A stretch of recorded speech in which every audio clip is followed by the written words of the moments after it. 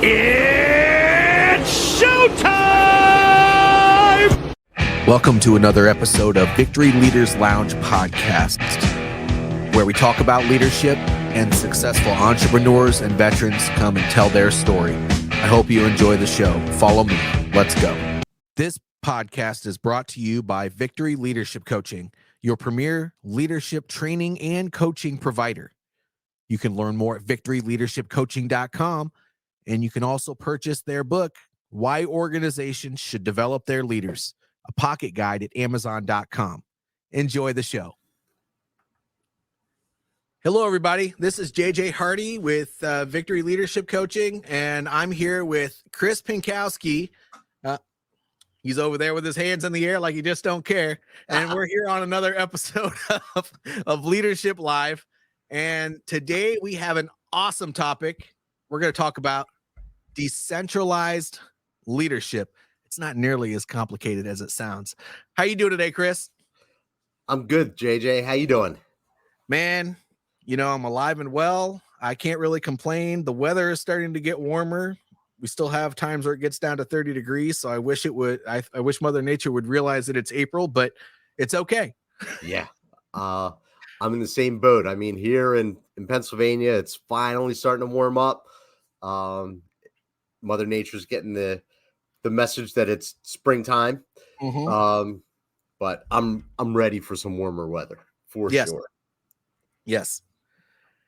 So decentralized leadership. When I think of decentralized leadership, you know, simply put, and I know you have a different definition because we've talked about this, but I think about it as spreading the decision-making out within the organization so that the person at the top doesn't have to feel like they're doing the work of everybody underneath them. What are your thoughts? Yeah, I agree with that. And the thing that I'll add to that is that decentralized leadership is really a way of empowering your people. So, and we've talked about that. That's one of the jobs of leaders, is to empower your people. And yes, it avoids the leader at the top of the organization from having to do everything. But by putting certain decisions in the hands of people downstream, it really creates a higher level of buy-in, higher level of accountability, and ownership, right? People are like, man, that decision was mine. We killed it. And I didn't have to be told what to do, how to do it. I was given free reign, within limits of authority. And we'll get into all this stuff. But it's not so that the person at the top has to do everything, but I just back it up with its empowerment for the people on the ground, for your subordinate leaders, because it also provides experience. You know, that's a great teacher. Sometimes you win, sometimes you lose, but either way, you need to be looking at that as a learning opportunity. I agree. And I like the word empowerment when it comes to that. I use the word empowerment all the time because that's exactly what it is. Yep.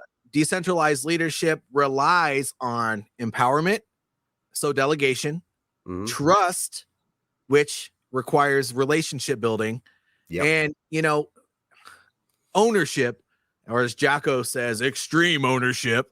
You know, that is probably the biggest one, is because, I know it's your organization. You may have built it, or maybe you're at the head and you don't want to relinquish any control. But at the end of the day, when you trust people to do what they got to do and you give them as much responsibility as they can handle, they're gonna perform at a higher rate. They will take your workload away, but then you're gonna be at ease a lot more because you have all of these people that are just there doing the right thing. That's right. And you know, those two big components that you talked about, communication and trust, are really the big drivers of being able to delegate and decentralize the leadership and the actions within your organization. If you don't communicate clearly, if the people that you're communicating to aren't on the same page, because you're not you're not empowering them to ask you questions. If you don't have that trust, then you can't have open and honest conversations. So without those two, decentralized leadership fails every single time. Lack of leadership or lack of communication, lack of trust is a recipe for disaster if you want to decentralize your leadership. This person said, well, first before this, they put, I've never heard of decentralized leadership. And you met Jocko a few weeks ago. First of all, who are you? And I need context. I need more info, or as Johnny Five would say back in the day, and that probably ages me a little bit. Input. Okay. Yep. So you're absolutely right. You know, communication, delegation, ownership, trust, all of the principles of leadership come into play when you're decentralizing an organization, because, you know, you have to have a system in place. Okay. So I'll give you one guess who I am. So that means I know who you are, Michael. All right. So all of these things come into play because you have to have systems and processes to be able to make all of these things work. How do you communicate a task to a person? How do you decide how to disseminate that to? What are the strengths and weaknesses of each one of your down trace leaders that you're giving additional responsibility to? What are the strengths of their team? You know, all of these things. What is the role of each individual team? You have to know all of these things. You have to build all of these things. All of this stuff matters when it comes to decentralized leadership. And because you considered all that in the very beginning, if you can understand how to build a decentralized leadership structure on your team, then you could probably build your own business. I'm just going to be honest with you. Yeah, that's a really good point. And, you know, I'll put it in some, in the context of, from a military standpoint, right? It's the commander's intent and what's your ROE, your rules of engagement. When your people know what your intent is and what the rules are that they need to follow, right? What is their limits of authority in terms of what decisions can they make? When do they need to get you involved? Those are two things that need to be crystal clear so that you're able to let your people go and be the experts, the subject matter experts in the job that they do. Because guess what? As leaders, we cannot be the subject matter expert of every single job that gets done within our organization. That's why we have people. That's right. Jack of all trades and a master of absolutely none. And as a matter of fact, over time, I can honestly say that you forget some of how to do some of those down trace tasks. Yeah. But it's important to understand it up front so that you can teach, coach, and mentor your down trace people on how to do certain things, even if that's what they're coming into your organization as for a strength, because they have to understand how to apply it to their current environment. That's right. All of these things matter. But I live and breathe decentralized leadership, because if everyone in the audience doesn't already know, I'm a retired Army veteran. That's why I get excited about Jocko, because he made it doing what we're doing. Now he has Jocko fuel and all that other crap. But you know, it motivates me because the stuff they teach us in the military, especially when you get to the senior level, it works. It may annoy the crap out of some of those people at the lower level, but that's all right. You know, they embrace the suck and they work through it, and they have that teamwork and camaraderie and all those other things. And so, they'll get through it. They'll be all right. But, you know, when it comes to decentralizing that, you know, each person is like their own owner of a business. And, you know, let's take it into companies, because in the Army, it's different in different branches of the military. But in the Army, they have teams. They have squads, they have platoons, they have companies, then they have battalions and brigades and divisions and so on and so forth, all the way up the line. But each one of those operate independently. And then they rely, like the squad leader relies on the platoon sergeant, which that equates to in a business, you know, the team leader relies on the supervisor, relies on the manager. The manager relies on the director. The director relies on the VP. The VP relies on the CEO or the CFO or the CMO, depending on what their job function is in the organization. But in most businesses, those teams don't really operate independently. I wish they would, but they have a lot of micromanagement going on. And when you have a decentralized structure in your organization, that's what you get rid of. And nobody likes being micromanaged. Have you ever heard the saying, Chris? I just wish my boss would let me do my job and leave me alone. If I had a nickel for every time I heard that, I'd be able to buy a coffee at Starbucks. I was hoping for something much more extravagant than a coffee. You know how expensive those freaking things are? But no, I mean, people want to be trusted. They want somebody else to rely on them. They want validation as a person. And when you can separate different teams into their own element at the organization, giving them all the same overall mission, right? But then each of them their own individual mission as well, and let them kind of run with it. And as long as they stay within the overall mission and vision of the company, give them free reign with what they have to do. Approval for budget, sure. Mm-hmm. You can't just give them an unlimited amount of money, but you can just give them limited guidance and let them run with it.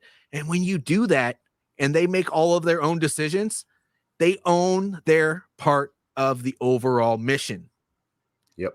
And that's what makes this whole thing powerful. You're right. And JJ, before we get too deep into this, like our one commenter mentioned, they had not heard of decentralized leadership. So you've got some people out there who aren't familiar with the concept. You've got other people out there who, for one reason or another, just don't delegate. They don't decentralize, right? They want to hold everything. And so can we talk about for just a few minutes why we should be doing that? And what are the benefits, or let's back up. What are the drawbacks of not doing this? How does doing this really improve your life as a leader? So, as a human being, we all, whether we want to admit it or not, care about other people. And we also can't stand it when somebody's not doing what they're supposed to do. Right. Now, decentralized leadership relieves some of that, because if you can delegate tasks, which by the way requires trust, and if you have to give trust to get it, and so if you give that trust to another human being and just let them run with it without getting in their business, then what's going to happen is they're also going to trust you back. Yes. And when you can have a team of people that you trust, do you think your worry level, the level of stress that you have because you worry about things, is going to go down a little bit? I certainly think so. And those are the major benefits, is that you have a team that's built on trust and camaraderie without anybody being in anybody else's business. Nobody wants to have somebody looking over their shoulder. Right. And then on the other side of that, nobody wants to be doing everybody else's job. So if you have trust, camaraderie, and you have a team of people that are all doing their own thing, but that's all being tracked and all that, there still has to be systems and processes. It can't just be, oh, well, you have to go do marketing. We'll see you in a month. No, you still have to track the progress of all of these things. Yeah. But it creates camaraderie, and it creates trust, and it creates just an environment that people want to be in.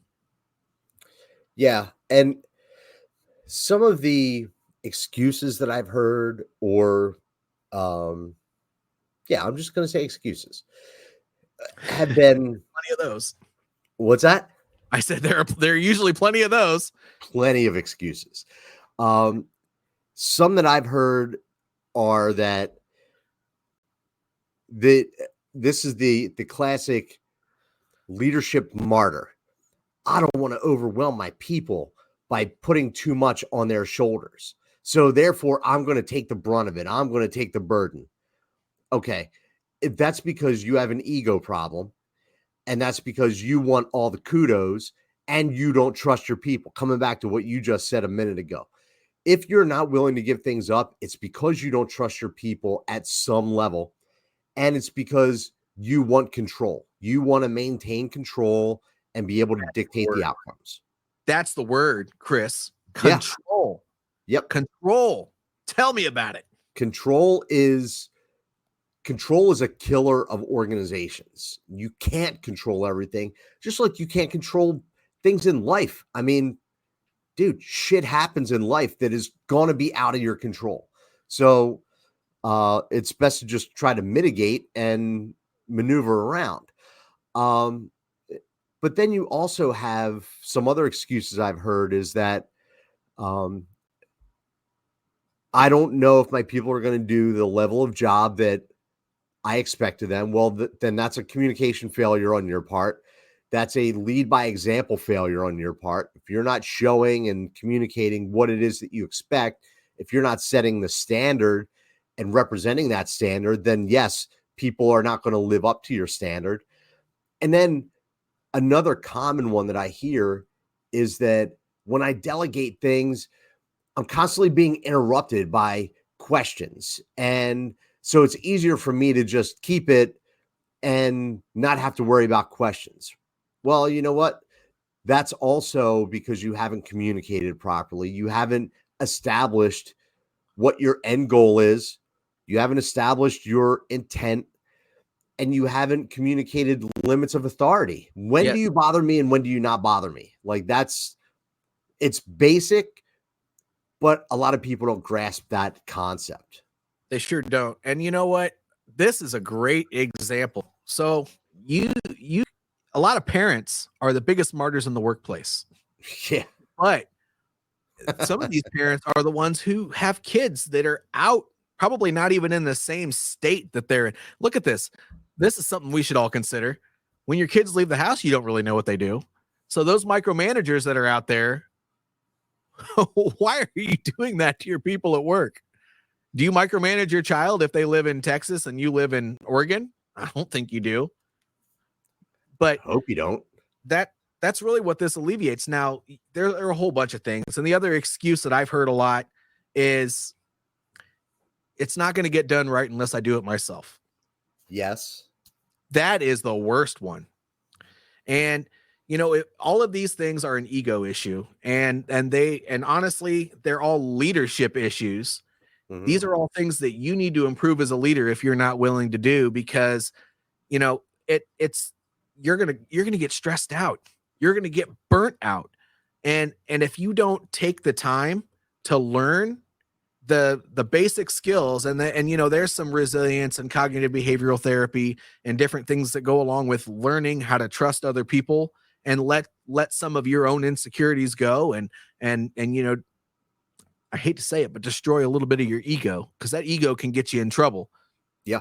You got to learn how to, I shouldn't say destroy it. I'm sorry. Well, let me rephrase you need to that. Subordinate it.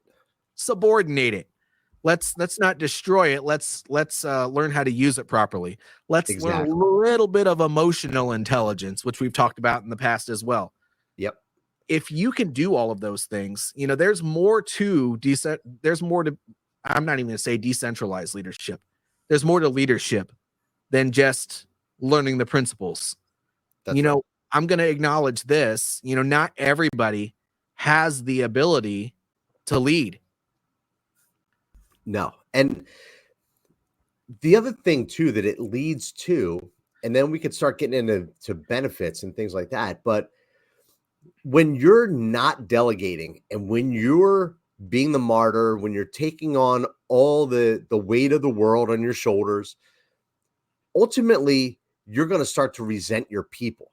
Yes. Because they're not picking up the slack. they're not doing well. You know what? You haven't empowered them to pick up the slack or do what needs to be done. You're basically dictating what they need to do instead of helping, encouraging them to share the load. So Yes. it leads to resentment over time.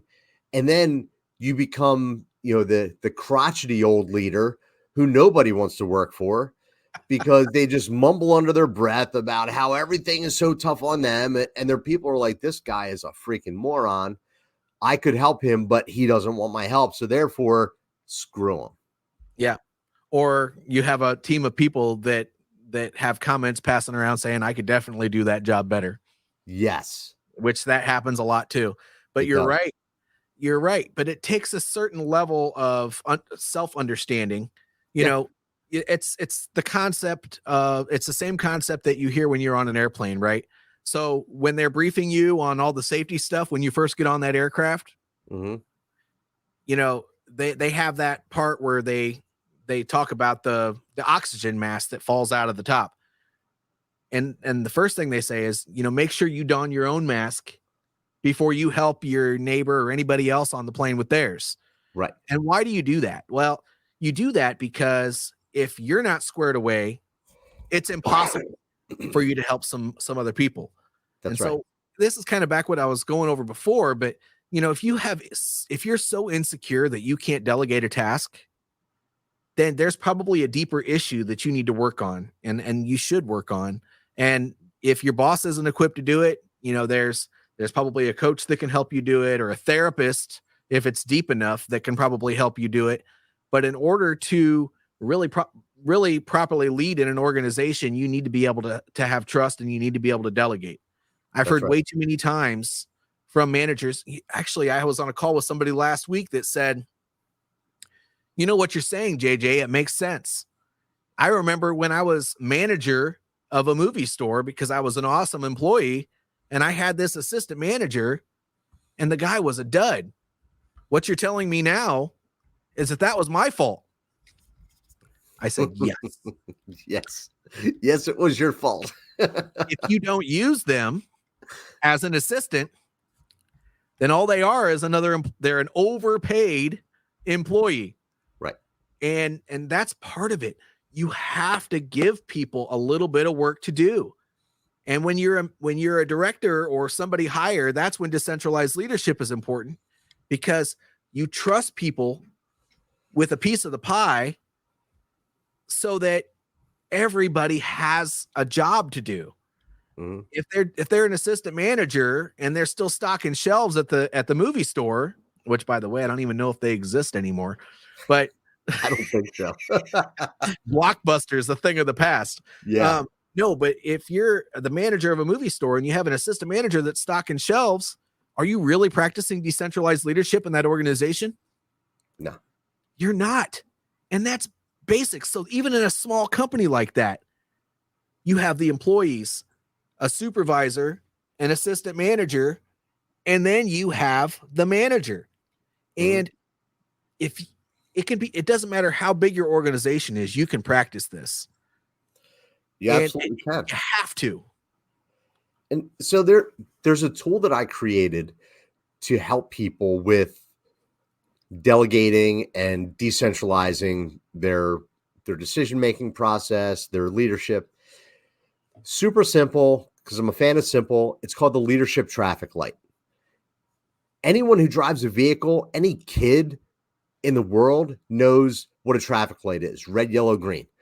So once you have described, what the limits of authority are, once you've described what the end goals are, once you've given what we're doing, why we're doing it, who's responsible for it, etc., the way that the leadership traffic light works is, if it's green, and we're going to define what does green, yellow, red mean. If it's green, it's business as usual. You've got the authority to make these decisions. Keep your foot on the gas pedal. You don't need to get me involved. If it's yellow, I want you to proceed with caution, but it needs to be on my radar. So yellow means that there could be something bubbling up that I may need to get involved with at some point, and I may not, but my subordinate leader can continue to proceed with caution and just give me that heads up of, hey, I'm dealing with this. This is how I'm moving forward, but it needs to be on your radar. If it's red, that's when you need to pull me in. Those are the times that you come and ask a question of me, get me involved, because red is stopped and now it requires me to get involved. But if you can keep that concept of red, yellow, green, business as usual, keep your foot on the gas, proceed with caution, keep it on my radar, or stop and get me involved, that has really helped so many people just kind of free up that brain space of, that's really easy. I can define what red, yellow, green is in my organization, and we can put that into practice like tomorrow. Yes.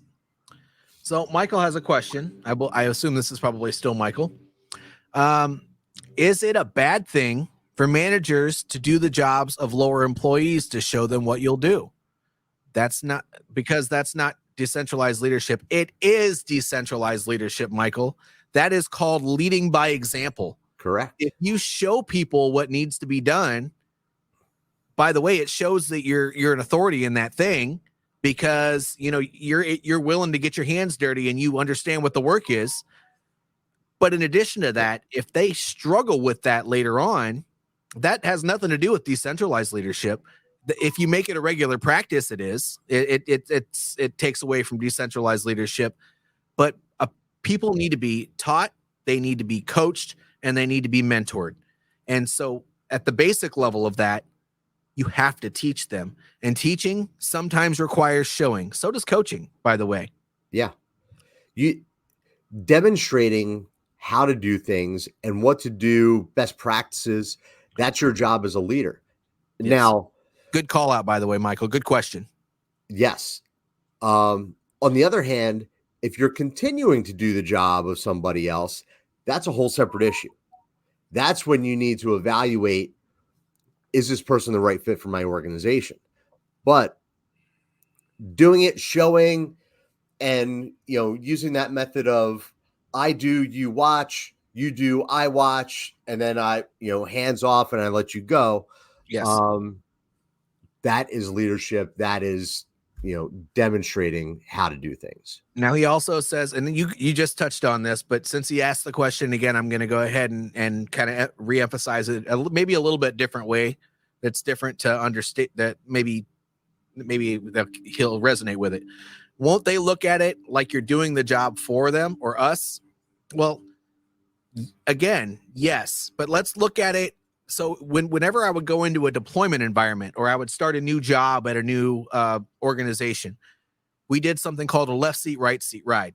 And what that was that the leader, or maybe the person that was doing the job before, would sit in the driver's seat. And sitting in the driver's seat meant that you did the job for the purpose of demonstration for the person that's going to be taken over for you.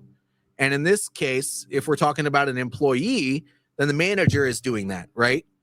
Now, that transition happens when the employee takes the driver's seat, and that manager or trainer,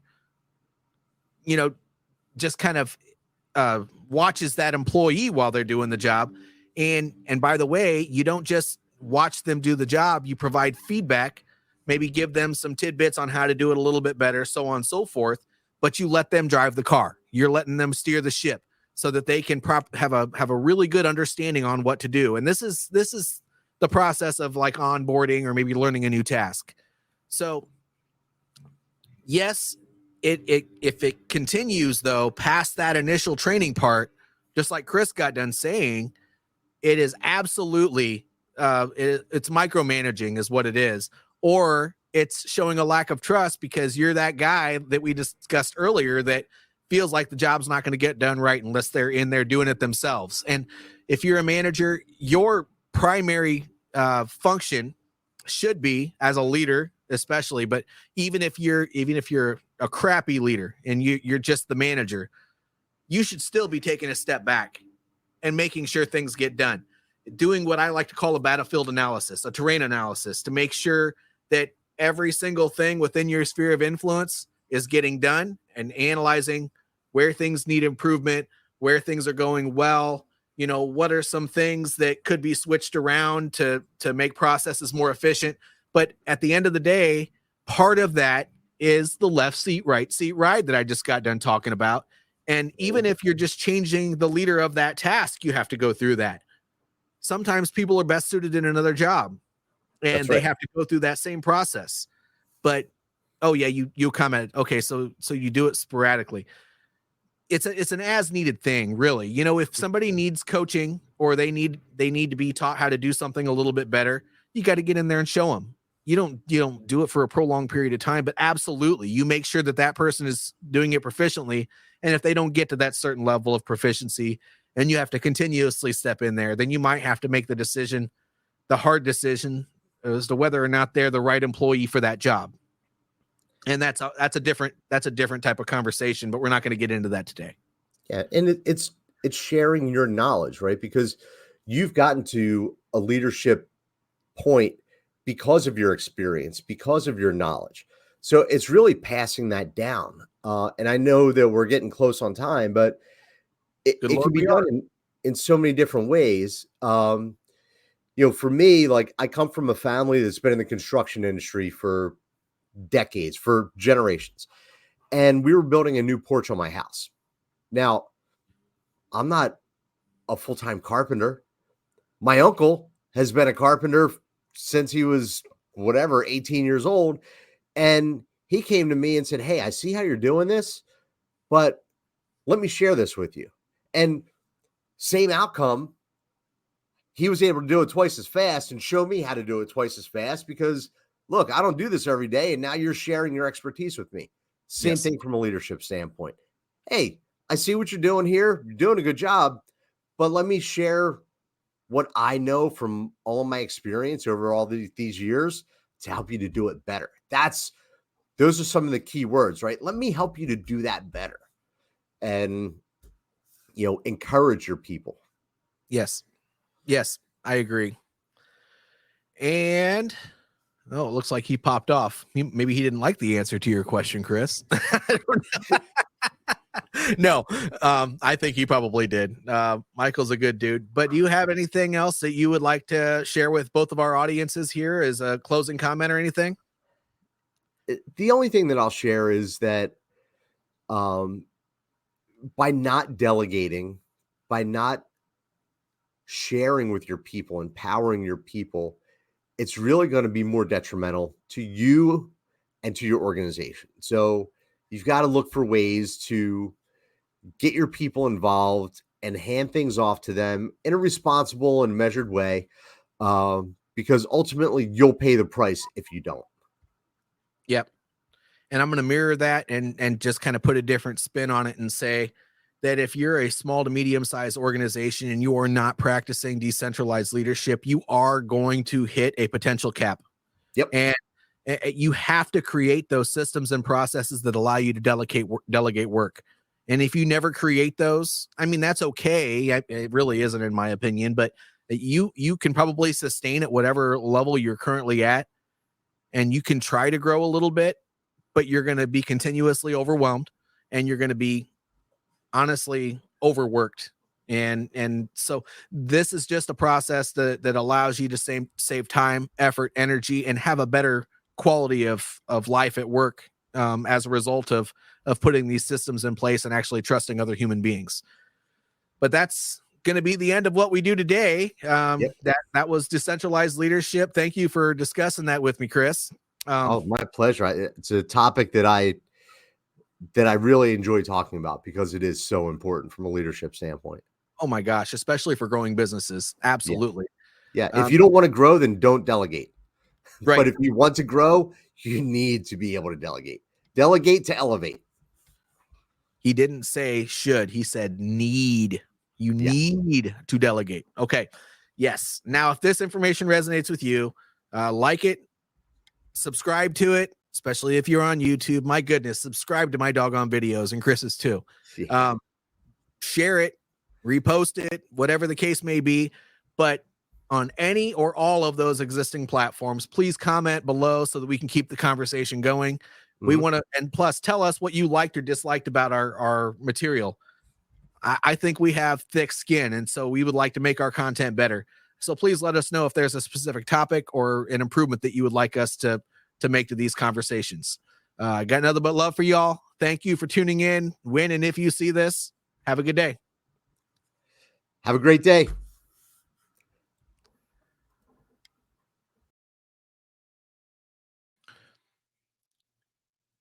Hello, everybody. Thank you for tuning in to another episode of Victory Leaders Lounge. I hope you enjoyed today's episode. If you enjoy these episodes, tune in and watch every week. I air a new episode every Wednesday. And if this information resonates with you, make sure you subscribe to my podcast. If you see it on my YouTube channel, subscribe to it there. But please make sure that you're raising awareness for leadership, because all problems can be solved with great leadership. On that note, I have leadership training for new managers. People promote their great employees to supervisors and managers without providing them with extra training. Don't do that to your people. Reach out to me if you want to hear more about that training. Otherwise, I'll see you next week.